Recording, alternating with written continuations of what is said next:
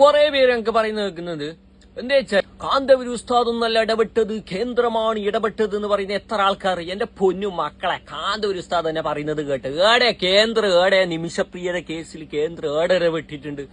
ഒരിടപെടലും നടത്തിയിട്ടില്ല കേന്ദ്രം.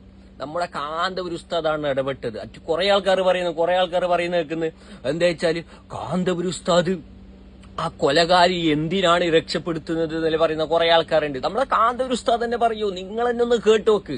ഒരു വ്യക്തിയെ കൊല്ലപ്പെട്ടാൽ തീരുമാനിച്ചാൽ അത് മാപ്പ് കൊടുക്കാനുള്ള അധികാരം അവരുടെ കുടുംബങ്ങൾക്ക് ഉണ്ട്. ഈ സംഭവം തന്നെ ഉണ്ടായപ്പോ നല്ലവരായ എല്ലാവരും അതിനെ സ്വാഗതം ചെയ്തു. അതിനിടയിൽ ചില ആളുകൾ ക്രെഡിറ്റ് സമ്പാദിക്കാൻ വേണ്ടി എന്തൊക്കെ പറഞ്ഞു.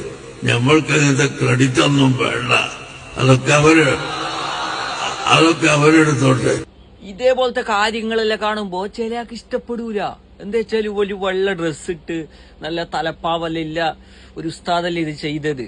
അപ്പൊ ചിലയാൾക്ക് ഇഷ്ടപ്പെടൂല. അങ്ങനെ അവർക്ക് ഇങ്ങനെ ഇപ്പൊ കുരു ഇങ്ങനെ പൊട്ടിത്തുടങ്ങാന്ന്.